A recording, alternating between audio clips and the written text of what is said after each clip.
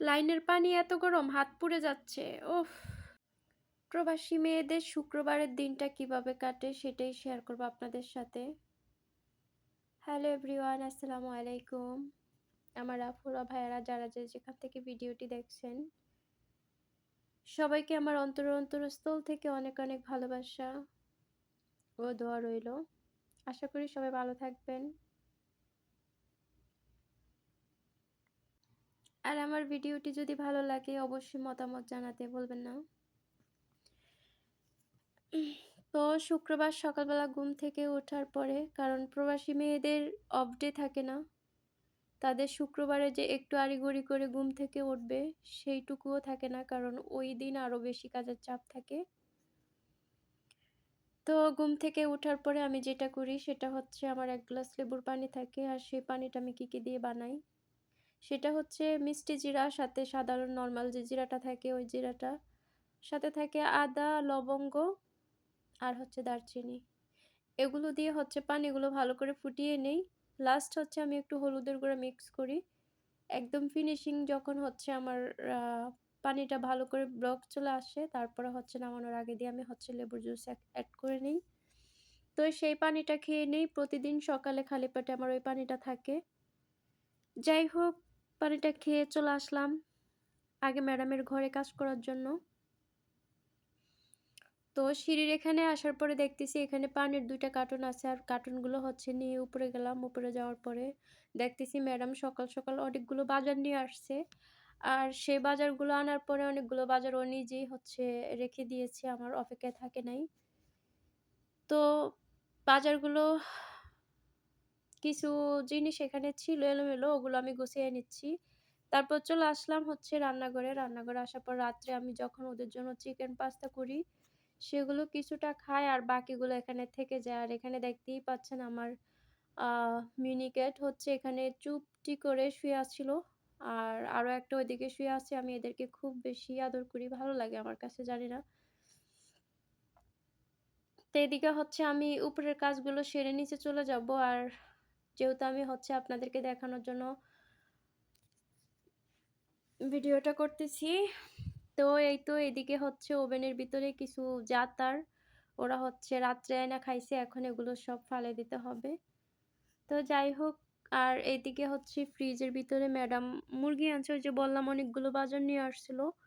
তো সেই বাজারগুলো হচ্ছে ও রেখে দিয়েছে, আর এদিকে বিলার জন্য মুরগি নিয়ে আসছে। তারপরে কাপড় ধোয়ার সাবানও শেষ হয়ে গেছে। তো এই সাবানগুলো দিয়ে হচ্ছে কাপড় ধোয়া, অনেক বেশি ঘ্রাণ থাকে এই সাবানগুলো, ভাল লাগে। তো কিছু পলি ব্যাগ আছে, পলি ব্যাগগুলো হচ্ছে আমি গুছিয়ে রাখবো যেহেতু বিড়ালের জন্য লাগে। যাই হোক, আমি কাজগুলো সেরে নেই। আর প্রবাসী জীবনটা এতটা কষ্টের, যেটা কখনো মুখে প্রকাশ করা যায় না। ছেলে বলো মেয়ে বলো, তবুও ছেলেরা দিন শেষে 12 ঘন্টা ডিউটি করুক বা 8 ঘন্টা ডিউটি করুক, ডিউটির শেষে কিন্তু তাদের একান্ত একটা পার্সোনাল লাইফ, পার্সোনাল সময় থাকে। কিন্তু প্রবাসী মেয়েদের থাকে না। ওদের পার্সোনাল সময় বলতে কোনো কিছুই নেই। তারপরেও কিছু করার নাই। জীবন যুদ্ধে হার মানতে পারবো না। চলতেছি এই তো। যাই হোক, উপরের কাজ শেষ করে চলে আসলাম। নিচে আসার পরে হচ্ছে মেজো মেয়ে থাকে, আমার এখানেই থাকে। তো হচ্ছে যেহেতু আজকে ফ্রাইডে ভিডিওটা করতেছি, তো ও হচ্ছে এখানে কিছু কাপড় দিছে ক্লিন করার জন্য, যেগুলো ওয়াশিং মেশিনে দেওয়া যাচ্ছে না। তো সেগুলো হাত দিয়ে ক্লিন করতে হচ্ছে। আর সৌদি আরবের গরম তো বুঝতেই পারছেন। এখনো পুরোপুরি গরম পড়তেছে না, তারপরেও হচ্ছে পানি থেকে ধোঁয়া উঠতেছে।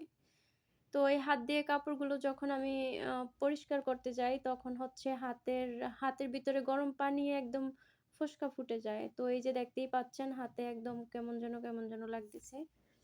যাই হোক, কিছু করার নাই, কাজ করতে হবে। প্রবাসীদের খবর তখনই কেউ নেয় যখন কারো চাওয়ার থাকে, কিছু পাওয়ার থাকে। ঠিক তখন প্রবাসীদের কাছে ফোন আসে। এত কষ্ট, এত যন্ত্রণা নিয়েও প্রবাসীরা কাজ করে, কিন্তু প্রবাসীদের কোনো চাওয়া পাওয়া থাকে না। এর নামই হচ্ছে প্রবাস। পরিবারের সব রকম চাহিদা পূরণ করার জন্য আমরা প্রবাসীরাই যথেষ্ট, কিন্তু দিন শেষে এক বালিশে জানে যে আমাদের কষ্টটা কতটুকু। একটা বালিশ ছাড়া আর হয়তো এই কষ্ট কেউ বুঝবে না। যাই হোক, চলে আসছি আয়রন করার জন্য। আয়রন করতে হবে। সবগুলো কাপড় হচ্ছে শুকিয়ে নিলাম। এখন আয়রনে আসলাম, আয়রন করব। আর আজকে শুক্রবার, রান্না করব না যেহেতু। তো কাপড়গুলো আয়রন করে হচ্ছে চলে যাব। কিছু খাবার আছে ফ্রিজে, সেগুলো গরম করে নেব।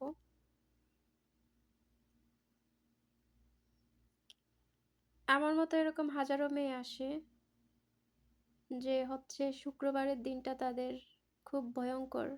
তারা বুঝতে পারে যে কতটা কষ্ট প্রবাসী জীবন। কত মেয়ে আছে যে কষ্ট সহ্য করতে পারে না, চলে যায়। কিন্তু যাওয়ার পরে বাংলাদেশের মানুষ, অধিকাংশ মানুষগুলো তাদেরকে খারাপ বলে। আসলেই না, খারাপ না। খারাপ না হচ্ছে তারা পরিশ্রম সহ্য করতে পারে না। কারণ বিদেশ, একটা নতুন মেয়ে যখন আসবে তখন তাদেরকে আরো প্রচন্ড পরিমাণ কাজের চাপ দিবে। মানে সময় থাকবে না তাদের হাতে যে তাদের পার্সোনাল কিছু সময় তারা নিয়ে নিজেকে টাইম দিবে। কিন্তু ওই সময়টুকুও তাদেরকে দিবে না। নতুন যারা আসবে তাদেরকে প্রচন্ড পরিমাণ কাজের চাপ দিবে। তো যারা হচ্ছে বিদেশে কাজ করতে করতে আইডিয়া হয়ে গেছে, তারা বুঝতে পারে যে কিরকম করে কাজ করলে নিজেকে টাইম দেওয়া যাবে, কতটুকু কাজ করলে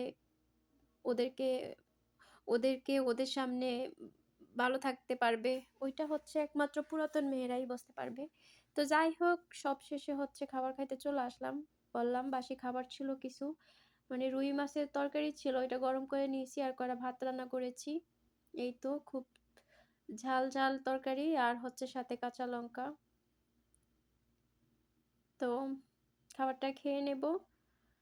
আশা করি সবাই ভালো থাকবেন, ভালো আছেন, সুস্থ থাকবেন। আর এরকম করে আমার ভিডিওগুলো দেখবেন, ভালোবাসা দিবেন ছোট্ট একটা কমেন্টের মাধ্যমে। ইনশাল্লাহ পরবর্তী ভিডিও নিয়ে আবারও আসবো আপনাদের মাঝে।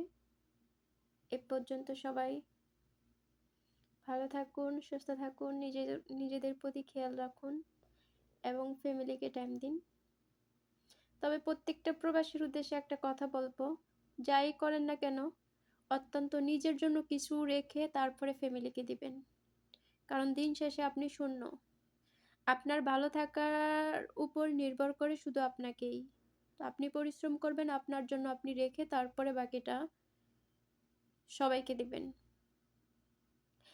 অনেক অনেক প্রবাসী আছে যে নিজের জন্য কিছুই রাখে না, সব কিছু দিয়ে দেয় ফ্যামিলিকে।